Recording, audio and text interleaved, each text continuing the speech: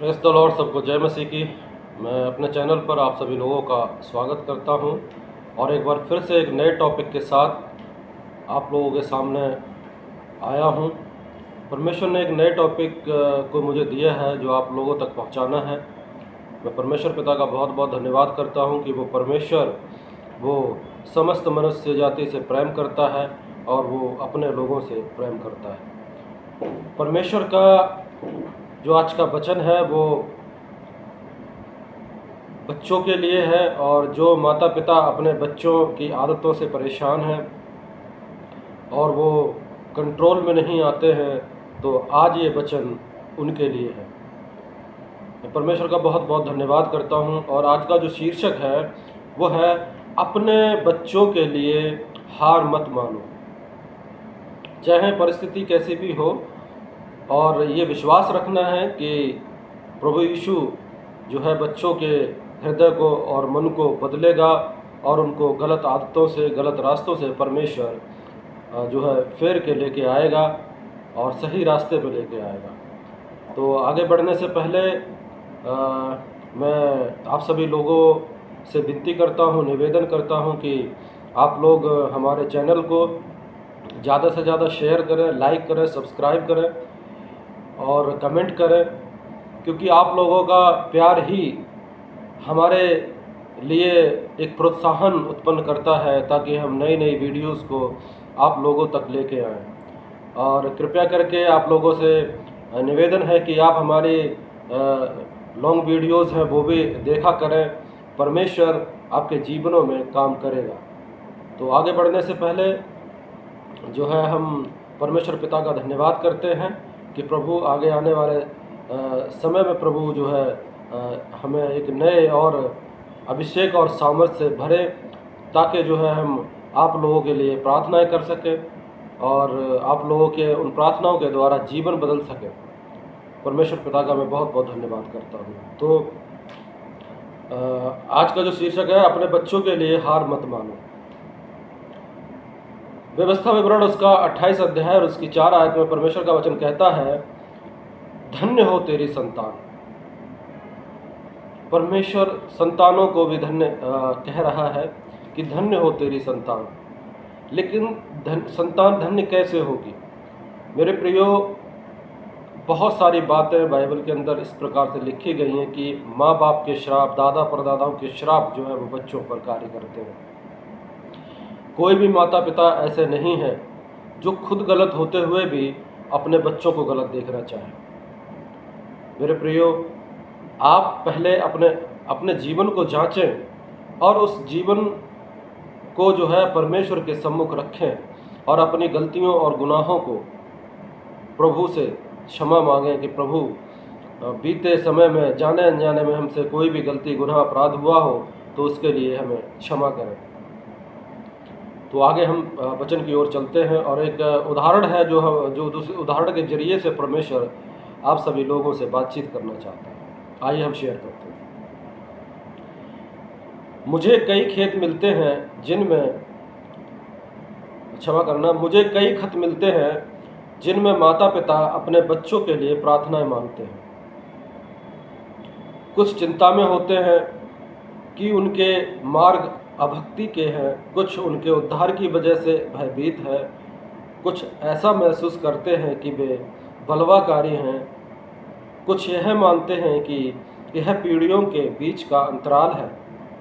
बच्चे यह सोचते हैं कि उनके माता पिता सच्चाई से परे हैं और पुरानी सोच के हैं, वे अपनी मर्जी से जीवन जीना चाहते हैं। यह असामान्य नहीं है, यह हर घर में होता है। मेरे प्रियो, जो न्यू जनरेशन है तो उनकी विचारधारा जैसा इसमें बताया गया है वैसे ही है कि वो सोचते हैं कि शायद हमारे माँ बाप हमारी बातों को ना समझें क्योंकि हम नए ज़माने के हैं और हमारे माँ बाप पुराने ख्यालात के। लेकिन व्यवस्था विवरण उसका 28 अध्याय 4 आयत में कहता है, धन्य हो तेरी संतान। परमेश्वर हमसे यह वायदा करता है। इस वाचा के जरिए परमेश्वर हमसे वायदा करता है कि धन्य हो तेरी संतान। कि हमारी संतान धन्य होगी, परंतु एक शर्त है। उसमें यह कहा गया है कि यदि तुम मन लगाकर उसकी सुनो और जो आज्ञाएं उसकी हैं उन सबों को पूरा करने की चौकसी करो, तो ये सब आशीषें मिलेंगी। क्या कहा परमेश्वर के वचन में? कि यदि तुम मन लगाकर परमेश्वर की सुनो और उसकी सब आज्ञाएं, ऐसा नहीं है कि आपने एक दो आज्ञा मानी और बाकियों को आप भूल गए। पहला, परमेश्वर की सुननी है। दूसरी बात, परमेश्वर की सब आज्ञाओं को मानना है और उन सबों को पूरा करने की चौकसी भी करनी है। और जब आप चौकसी करेंगे, परमेश्वर के सुनेंगे और परमेश्वर की हर एक आज्ञा को मानेंगे और उसको पूरा करने की चौकसी करेंगे, परमेश्वर का वचन, सपोज परमेश्वर का वचन कहता है कि तू गाली के बदले गाली मत देना। अब सामने वाला व्यक्ति अगर गाली देकर चला जाए तो आपके मनों में ये आएगा कि जरूर हमें भी देना चाहिए, क्योंकि बुरे के साथ बुरा करना कोई गलत नहीं है। लेकिन मेरे प्रियो, परमेश्वर आपके जैसे नहीं सोचता, इसीलिए उसने कहा कि तुम गाली के बदले गाली मत देना। तो यहाँ पर लिखा है कि पहले क्या करना है? उसकी सुननी है, फिर उसकी सब आज्ञाओं को मानना है और उसके बाद उन आज्ञाओं को पूरा करने की चौकसी करनी है। प्रभु ने मना किया था इन कामों को करने के लिए, हम नहीं करेंगे। क्यों? क्योंकि परमेश्वर को बुरा लगेगा और परमेश्वर की महिमा से हम दूर हो जाएंगे। और बहुत सारे लोग आज इसीलिए भी दूर हैं कि प्रभु में तो हैं, लेकिन वो बहुत सारी जो है परमेश्वर की जितनी भी आज्ञाएं हैं उनमें एक या दो को फॉलोअप करते हैं, बाकियों को नहीं करते, और इसीलिए उनके जीवनों में और उनके बच्चों पर उसका प्रभाव देखने को मिलता है। तो मेरे प्रियो, पहला क्या करना है? परमेश्वर की सुननी है। दूसरी बात, उसकी आज्ञाओं को, जितनी भी आज्ञाएं हैं सबको मानना है और उनको पूरा भी करना है, पूरे करने की चौकसी करनी है। तब जाके तुम्हें ये सब आशीषें मिलेंगी। क्या मिलेंगी? कि धन्य हो तेरी संतान। जब आप अपने जीवन को बदलेंगे तो वो बदलाव आपके संतानों के जीवनों में देखने को मिलेगा। अगर आज आपका बेटा परेशान है, आपका बेटा अगर शराब दारू का एडिक्शन है उसके अंदर, आपका बेटा किसी गलत संगति में है, तो मेरे प्रियो, आपको अपनी बुद्धि, आपको अपने डांट का सहारा नहीं लेना है। आप परमेश्वर के सम्मुख आएँ और आज अपनी गलतियों को माने, उसके आगे घुटने टेकें, उसके आगे सर झुकाएं और गुप्त में प्रार्थना करें कि प्रभु, हमारे द्वारा, हमारे वजह से जो हमारे बच्चों पर इसका प्रभाव देखने को मिलता है। क्यों? क्योंकि बच्चे माँ बाप के व्यक्तिगत जीवन को नहीं जानते। मेरे प्रियो, परमेश्वर हर एक व्यक्ति पर ध्यान लगाता है और उसकी आँखें उन पर लगी रहती हैं और वो जानता है कि इसने क्या गलत किया है, और इसीलिए उसका प्रभाव जो है वो उसके बच्चों पर जाता है। मेरे प्रियो, परमेश्वर के वचनों पे ध्यान करें और उसको मानने, उसको पूरे जितने भी परमेश्वर ने हमें नियम दिए हैं, जितने भी परमेश्वर ने हमें वचन दिए हैं, उनको मानने की चौकसी करें, तब जाके परमेश्वर हमें ये सब आशीषें देगा। क्या आप अपने बच्चों की वजह से मनोव्यथा में हैं? आपका मन बहुत परेशान रहता है, आपका मन बहुत ज़्यादा विचलित है और आप दिन रात सोच और विचार में पड़े रहते हैं कि हमारे बच्चों का क्या होगा। मेरे प्रियो, आपको घबराने की ज़रूरत नहीं है और परमेश्वर के सम्मुख आएँ, क्योंकि संसार में आपकी कोई भी सुनने वाला नहीं है। सिर्फ और सिर्फ सुनने वाला ही प्रभु यीशु मसीह ही है और वही आपको उद्धार दे सकता है। जिस मार्ग में वे चल रहे हैं, क्या आपको उस मार्ग से डर लगता है? जिस मार्ग पे बच्चे गलत संगति में चल रहे हैं, शराब दारू के एडिक्शन में चल रहे हैं, बुरे विचारों में चल रहे हैं, तो आपको डरने की ज़रूरत नहीं है। भले आपको आज डर लगता हो, लेकिन जब परमेश्वर की उपस्थिति आपके जीवन में आएगी तो आपको डरने की ज़रूरत नहीं है। क्या उनके उद्धार के लिए आप डरते हो? यत्न से परमेश्वर को ढूंढो, उसका वचन सुनो और उसकी आज्ञा मानो। जब आप परमेश्वर को ढूंढने की कोशिश करेंगे और उसके वचनों को सुनने की कोशिश करेंगे और उसकी जो वचन है, जो आज्ञाएं हैं, वो मानोगे, तो यह उसका वायदा है कि आपकी संतान हकीकत में धन्य हो जाएगी और उनके जीवन से हर एक शराब दारू का एडिक्शन, गलत संगति, बुरे विचार सब परमेश्वर उनके जीवनों से दूर कर देगा। मेरे प्रियो, आपको घबराने की ज़रूरत नहीं है, क्योंकि छुटकारा देने वाला प्रभु यीशु मसीह है। आप टूटे मन के साथ, हृदय के साथ परमेश्वर के सामने अपने सारे दुखों को खोल कर रख दें। परमेश्वर आपके जीवन में काम करेगा। आपकी संतान धन्य होगी, उनके लिए आपकी प्रार्थनाएं व्यर्थ नहीं जाएंगी। तब आप प्रार्थना करेंगे तो आपकी प्रार्थनाएं व्यर्थ नहीं जाएंगी। मैं धन्यवाद देता हूं परमेश्वर का कि परमेश्वर ने ये सुंदर वचन, ये सुंदर प्रकाशन हमें दिया ताकि हम आप लोगों तक पहुंचा सकें। मेरे प्रियो, हम विश्वास करते हैं कि इसके द्वारा आपके जीवनों में, आपके संतानों के जीवनों में प्रभु काम करेंगे और उनका जीवन बदल जाएगा।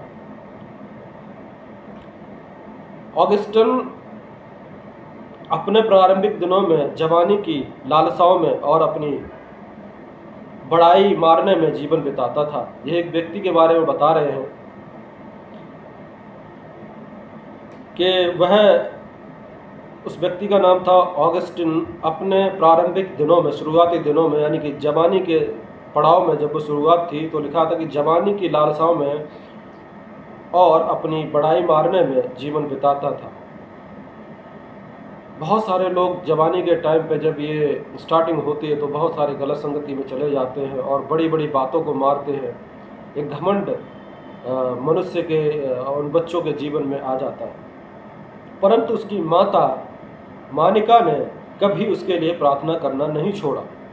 मेरे प्रियो, ये उदाहरण इस बात को दर्शाता है कि चाहे कुछ भी हो जाए, बच्चों के लिए प्रार्थना करना नहीं छोड़ना है। कि एक दिन वह परमेश्वर की ओर फिर जाए, और उसकी यही उम्मीद थी कि वह परमेश्वर की ओर फिर जाएगा, परमेश्वर उसको फेर के ले आएगा। जब संत ऑगस्टिन ने पीछे मुड़कर देखा तो पाया कि उनकी माता की लगातार प्रार्थनाएं उनके उद्धार के लिए बहुत ही महत्वपूर्ण ठहरी।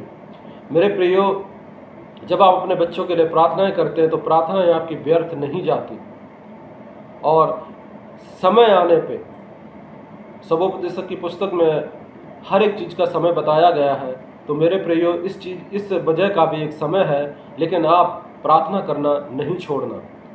तो पहली बात हमें क्या करनी है कि परमेश्वर की पहली बात हमें परमेश्वर की सुननी है, उसके वचन को मानना है, और वचन को मानने के साथ साथ उसको पूरा करना है और प्रार्थना करनी है। इन चार बातों को आप अपने अंदर, मन में, हृदय में आप बसा लें और परमेश्वर के अनुसार अपने जीवन को बिताने के लिए जो है प्रार्थना करें, तो परमेश्वर आपके बच्चों का और आपका जीवन बदल देगा। प्रभु इस वचन के द्वारा आप सभी लोगों के लिए बहुत बहुत आशीष दे। आइए हम एक छोटी सी प्रार्थना करते हैं। हे प्रभु, हमारे बच्चों के लिए पिता परमेश्वर, जो वायदा पिता परमेश्वर आपने दिया है, उस वायदे के लिए खुदावंद हम धन्यवाद करते हैं। उस वायदे के अनुसार जितने भी हमारे भाई बहन ऑनलाइन देखते हैं, उनके बच्चों के जीवनों में आप कार्य करें प्यारे प्रभु जी, और हर एक बुरी आदत से, बुरी संगति से, बुरे रास्ते से पिता परमेश्वर इन्हें छुड़ाएं, और प्यारे प्रभु जी इन्हें सही रास्ते पर लेके आए। प्रभु जी, आपके चेहरे की रोशनी पिता परमेश्वर इनके जीवनों में चमकने पाए। खुदावंद, इन वचनों के द्वारा पिता परमेश्वर इन सभी भाई बहनों के जीवनों पर दया करें, अनुग्रह करें, और इनके जीवनों में आश्चर्य कर्म को करें प्यारे प्रभु जी। आपकी दया और करुणा सदैव इन सबके जीवनों में बनी रहे। खुदावंद, हम इस प्रार्थना को प्रभु यीशु मसीह के पवित्र और प्यारे नाम से मांगते हैं, सुने और बड़ी दया से कबूल करें। आमीन।